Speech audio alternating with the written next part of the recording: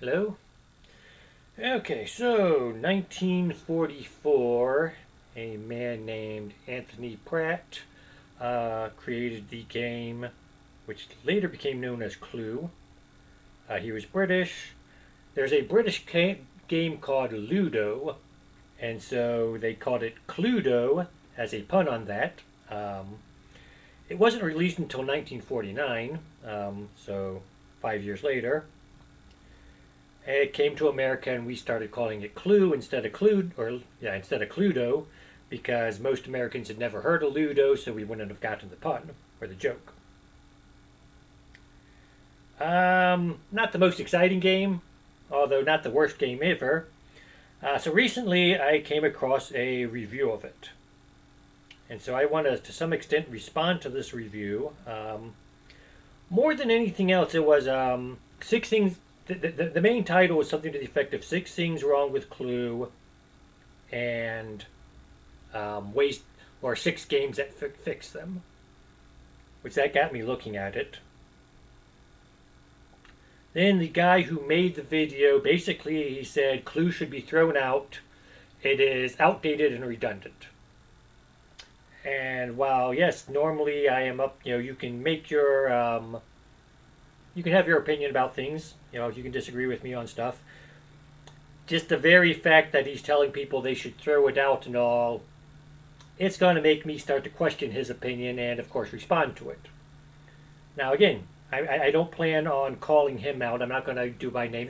I've only seen one video by this guy. He apparently does game reviews, so only seen the one video by him. So it's not my intent to call him out, but at the same time, I am going to question his review of Clue. And I agree, there are some problems with the game. I agree with him on some of his criticisms of the game.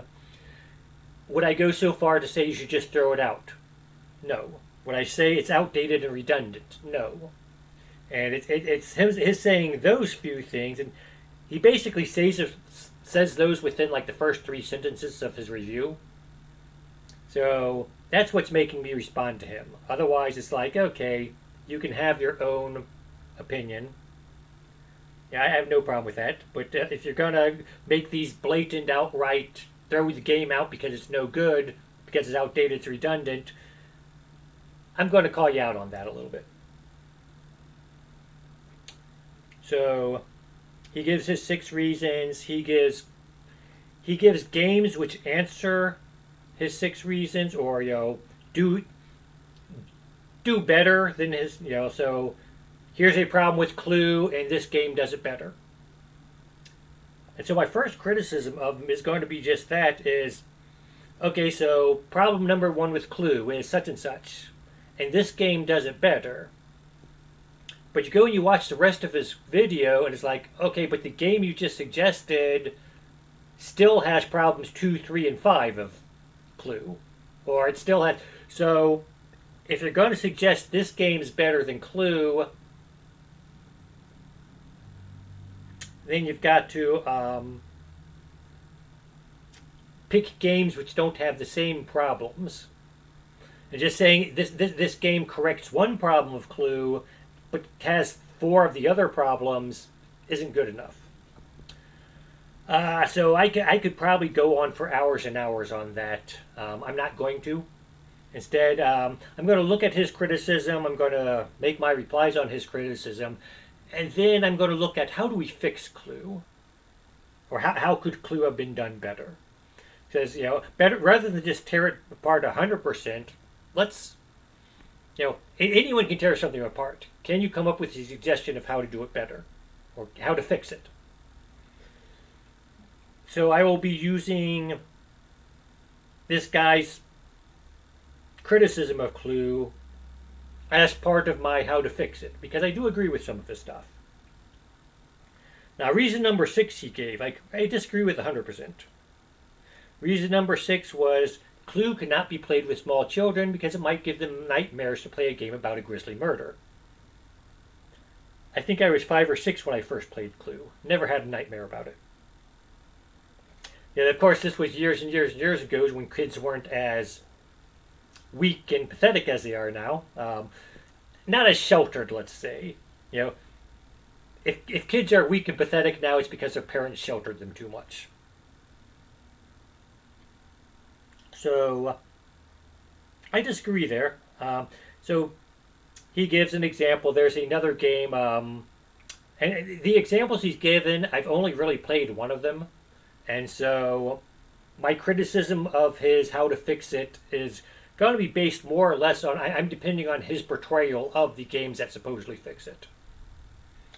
So there is a game apparently instead of a murder mystery, it is a fox has stolen a pie. Okay, sounds interesting. I've actually seen this game in game stores. I've never actually played it. Um, I will agree, that is a little more child friendly as a theme. Now, that said, Clue itself is not a grisly murder. It is someone's died, solve the murder. There's no. Kids understand that death exists. They might not fully understand what it is or how it works, but they understand it exists. They understand that murder is a thing. They understand it's wrong. Murder is wrong. So there's nothing in Clue which makes them afraid they are going to be murdered or anything like that. Now, the 5 other games that this guy used as examples were also murder mysteries. So yes, we have this one about the fox stealing the pie, which is very child friendly, and then we have these 5 other games which are not child friendly. So that argument, especially since that's the last argument he made, you watch the entire video and it's like, but you just suggested a bunch of other kid non-friendly games. And my answer is that none of those games are kid non-friendly, except for one. And again, it's a game I had never played before, but just looking at the graphics and all that he showed and the general theme, I'm going to say that, one of his games was probably kid unfriendly. The others, not so much. Sure, there are murder mysteries, but kids can get around with that. Kids understand death, they understand murder, they understand it's wrong. They aren't necessarily going to have a nightmare just because you played a game about a murder mystery, especially one where there is nothing to say. So and so died, solve the murder. There are no gruesome details of it. So that's that. Reason number 2 he gave: Clue is drab and dull. I can partially agree with that. However, his main it's not just, this is a drab and dull game, which it can be for adults. Clue's actually very good for children in that, yes, it's drab and dull, but that's good experience for them. Life is drab and dull.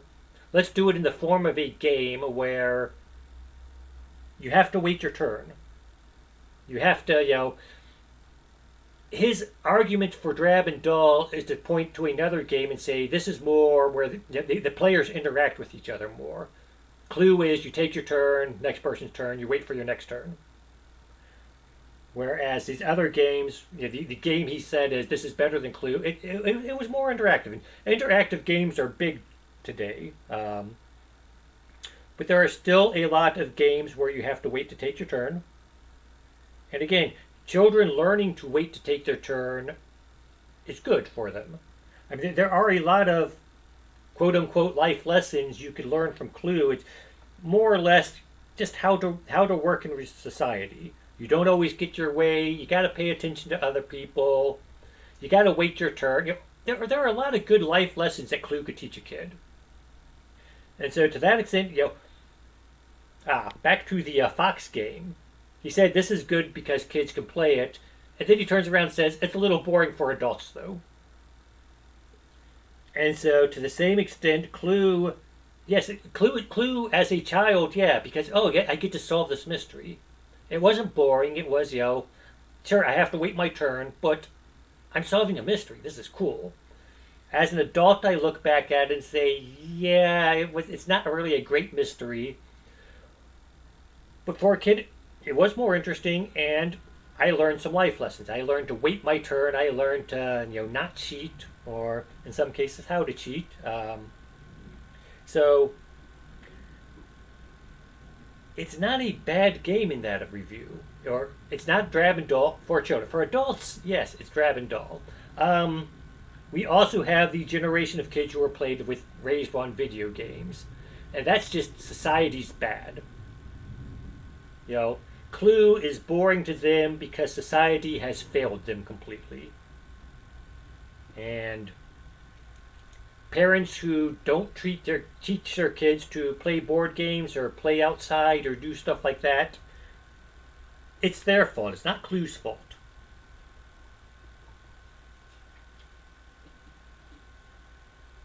So, as an adult, yes, it is a little drab and boring, but at the same time, it's still a good game to teach kids to play a game with. Now, along those lines, it is a little formulaic. There are some people who it's like, okay, here's my winning strategy, and there are 2 or 3 winning strategies for Clue. It's not just running around making random accusations. If you make your accusations the right way in the right order, you can win faster. So there is some formulaic play to it, which is why, again, adults who analyze games and play them a lot will find it boring because it gets a little redundant and formulaic after a while. But for kids, for first-time players, it can be interesting. Okay, now the first reason he gave, and this one I agree on to some point, and I will say he didn't go into enough detail on it. Or actually, he left out a lot of stuff he could say about it. It wastes your time is the way he phrased it. And then the example he gave is you roll the dice, you move your pawn, you don't necessarily make it to a room, and because you don't make it to a room, you don't get to make an accusation, and therefore your turn's over. And yes, I agree that can be annoying. Now, the lose your turn mechanic isn't a bad mechanic for games, just as the gain an extra turn mechanic isn't a bad mechanic for a game. When it becomes bad is when you can lose multiple turns in a row, or you can gain multiple turns in a row. And so, with Clue, depending on where you're trying to go, you roll the dice, you move. If you roll 2 ones in a row, you're probably not going to get anywhere. Okay, you've lost 2 turns in a row, basically. You've moved, but you haven't gotten to do anything more exciting. So if there was a way around that, and there is. So there's a game, Echidna Shuffle. Basically, you roll a die to see how many moves you get. The die is custom made. It's 2 through 7 instead of 1 through 6. That way, no one's getting to only one move, which, is useful. And the thing is, you only roll the dice on your odd number turns. The even number turns, you get the opposite. So if I roll a 2 on my first turn, then on my second turn, I automatically get a 7. If I roll a 7 on my first turn, I automatically get a 2 on the second turn. And so everyone, in the long run, everyone's getting the same number of moves. There is still some randomness to it. But you can't complain, well, I lost due to bad die rolls. Because you are guaranteed to get a high roll or a high number of turns after every low number of turns. And on average, everyone's getting 9 actions over a 2 period. I should say everyone's getting 4.5 actions per turn on average. So that works. That could work with Clue. Now, the other problem with Clue, which the guy fails to mention. Now, we always played, don't know how accurate this is, I'd have to go back and read the rules. If you land by a doorway, you automatically go into the room. And that was just in a general rule we always played with. That said, there was only one character who could get into a room on a roll of a 6 from their starting square. All the others were at least 7 spaces away from a room. So naturally, we argued over who got to play that one character. Because you could potentially get a head start on that. There are other places where, starting spaces, you have multiple choices. I roll the dice twice. There's a good chance I'm going to be able to get two multiple rooms if I start from the right place. There are some characters, their starting position, you only can get to one room. Even if you roll sixes on both your turns, you can only get to one room. There are others where if you roll a 10, you might be able to get to two different rooms, might be able to reach a third room. If you roll a 12, you can probably get to three rooms. So the starting squares for the characters weren't well thought out in Clue. And that would be a better argument than, well, if you don't reach a room, then you've wasted a turn. No. Losing a turn is a legitimate game mechanic, as long as it doesn't happen too often. Now, with Clue, it can happen too often. You just keep rolling ones, and it takes you forever to get to a room. That can be annoying. But like I said, that can be fixed if you have some mechanic where you roll a 1 your first turn, you automatically get a 6 on your next turn, or whatever. So it's not an unfixable problem. And again, losing a turn is not necessarily the end of the world, as long as it doesn't happen too often. Now, most of the rest of his criticisms. Oh yeah, before I leave, then there's always the secret passages. And I think the game designer put that in just so, because of this very reason, so it doesn't take you forever to cross the board. But it seems sort of weird that without rolling the dice, I can automatically go from basically the two corners. I think it was like the study and the conservatory, and then there was the kitchen and the lounge, I think, had secret tunnels to them. And they're cross-cornered from each other. So instead of having to cross the entire board to get to a room, I can just say I'm using the secret passage. Boom, I'm there. Now, why is it that you can go through a secret passage faster than you can go through normal hallways? That's sort of unrealistic. But again, I think it's the type of thing they put in there specifically to try to speed up the game. In the same way, you can run through a room faster than you can move through a hallway. So if I'm in a room, if I go in one door of a room, I can automatically leave the other door, even though if I were to try to go around the room, I'd have to roll a 6 or higher. So going through a room is faster than going through a hallway too. And so, again, that's not so much his waste your time argument as just a poor board design. The board could be better designed. So why are hallways slower than rooms or slower than secret passages?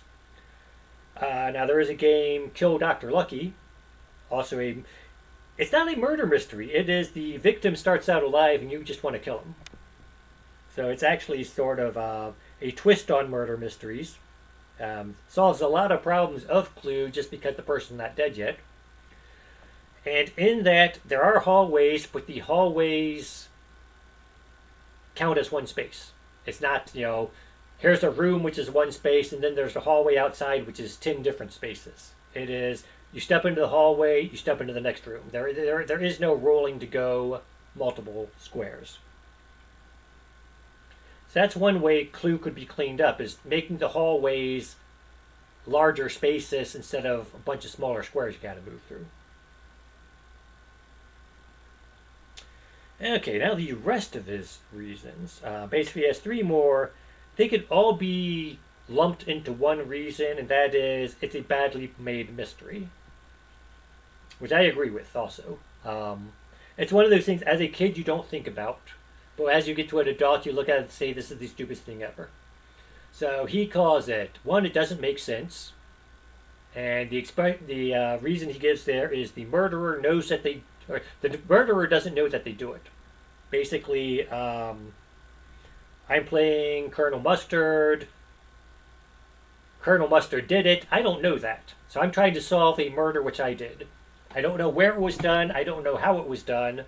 But I'm the murderer. That could be fixed primarily by you're playing a generic detective. Problem with that is, why are generic detectives working against each other? So, I mean, I agree with him on that one. Next, it's the worst whodunit ever. And again, that's sort of the same as the first one. It doesn't make sense. It's a badly written mystery. That's what these last three could be. So it doesn't make sense because it's a badly written mystery. It's the worst whodunit ever because it's a badly written mystery. And pointless restrictions because it's a badly written mystery. So worst whodunit ever. And there he's saying you're making random accusations. I go to a room and I say, Professor Plum did it with this lead wrench in this room. And you don't solve mysteries that way. Now that's only if you go by the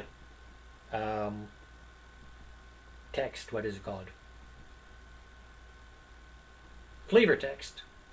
You read the rules. It says you go and you make an accusation. We could just as easily say, I'm going into this room. I'm searching for clues of how this might have happened. So I think Professor Plum might have done it in this room with the wrench. I'm looking for clues to support that. So I'm not really making an accusation, quote unquote. I'm looking for clues to support this. That would answer that objection of his. It would also answer, you have to be in a room to make an accusation. Why would that make sense? Because you're not really making an accusation, you're looking for clues. And so that's all flavor text there. It could be easily corrected just by changing it from you're making an accusation to you're looking for clues. Now that's still not how a real murder looked. It's not, I wonder if he was killed by the wrench. It was, let's check his body and see how he was killed. Real forensics doesn't work with, was he killed by this? No. Okay, was he killed by this? No. Was he killed by... Real forensics works with, look at the body and determine how he was killed from that. I wonder if Professor Plum did it. No, you're looking for clues that anyone might have done it. So, again, the whole looking for clues thing solves part of it, but it still doesn't solve all the problems. Okay, so pointless restrictions. Okay, we went over that because basically you have to be in a room to make an accusation, and again that makes sense in the sense that if you're out in a hallway, you're not looking for clues. Now, one big problem he also skipped over was you don't know where it took place. I mean, I guess the dead guy could have come wandering out and stumbled around a bit and then fallen down in a hallway. But wouldn't there be a blood trail or something potentially? So the idea you don't know where it took place is a little questionable. You don't know how it took place. It's sort of obvious if he was strangled as opposed to bludgeoned. I guess, was he hit by the lead pipe or the candlestick? That's a question. That's reasonable. Was he stabbed? That's a little obvious. Was he shot? That's a little obvious. So that doesn't make a lot of sense. Like I said, it's a poorly written mystery. So the real question is, who did it? That's the real answer, which you wouldn't have a more obvious clue to at the beginning. So how do we solve these problems? So I would consider one way is to have a person moderate it. So instead of a group of 6 players, I think it's 3 to 6 players are suggested. 6 is maximum, I believe, unless you get to like Clue Master Detective, which has some extra roles thrown in. But 6 is suggested, or that's maximum for the normal game. 3 to 6, I think, is suggested. Lost my train of thought. So you have a moderator who's not one of the players, and he sets it up, and you could have him do stuff like, he got little clue tiles, and he just puts his, he determines how it was done, then he puts these clue tiles face down in, and so I want to go look for clues, I go into the room, I look at a tile, I might have found nothing, I might have found something useful, It all depends on the person who set up the game, what kind of clues they think would be found in this room, if any. It's possible no clues would be found in the room because that room had nothing to do with the murder. So that would slow the game down, but at the same time, it would solve the whole problem of you're not just running around making random accusations or looking for specific clues when you don't have a reason to believe a specific clue would be in that room. Um, but at the same time, you have one person playing as the moderator, and you got to find someone who wants to play the moderator. It's sort of boring to watch the rest of the players play, although some people thrive off of being the moderator. So that would work. Um,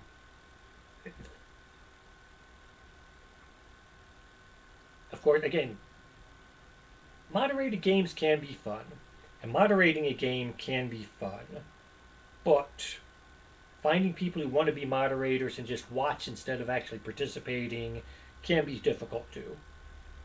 So it could work, it could fail. That's all I can say on that one.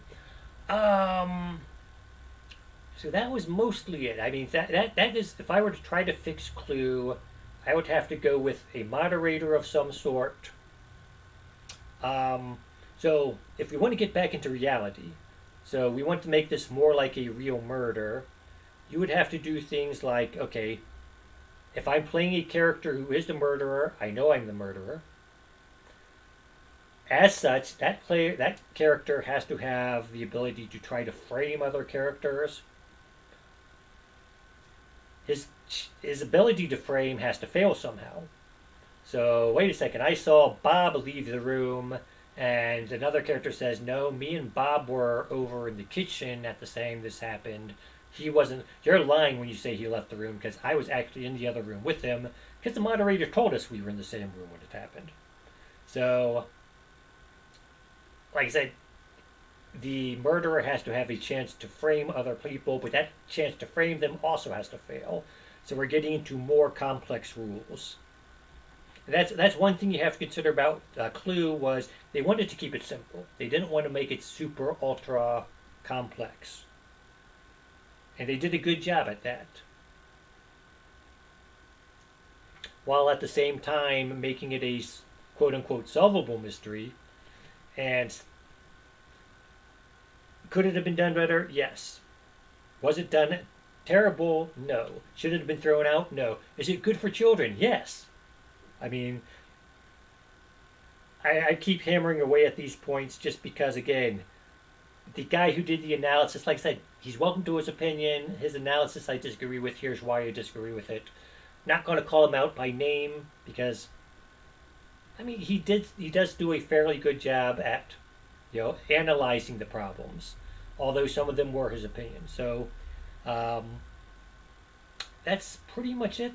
So that's how I would fix Clue is instead of making it a board game where people move, draw a card, or not draw a card, but look at someone else's cards. Because that the basic mechanic was good for how can we do a mystery, and that is we spread information around. This is actual deductive reasoning. Okay, so and so has the lead pipe card. That couldn't have been the murder weapon. We've removed that possibility. This is actual deductive reasoning. There is social deduction games are pretty big now, but most of them don't actually deal with any deduction. Real deduction is you are eliminating, Sherlock Holmes, and eliminate the impossible and whatever's left, no matter how improbable, is the answer. Most social deduction games are more random accusations and bluffing than actual deduction. Clue is actually a deductive game. The method of deduction is sort of stupid, but you are actually deducing.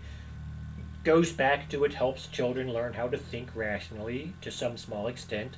As long as you're willing to step out and say this is not how a real murder happens, and we'll accept that, it makes sense. So that's it. Like I said, Clue should not be 100% thrown out. It does have its problems. Fixing those problems might be a little more complex than just a job. It's more creating a new game altogether instead of trying to adapt the current Clue game. but it's not 100% bad. It should not be thrown out, in my opinion. It can still be used to teach kids how to play games properly.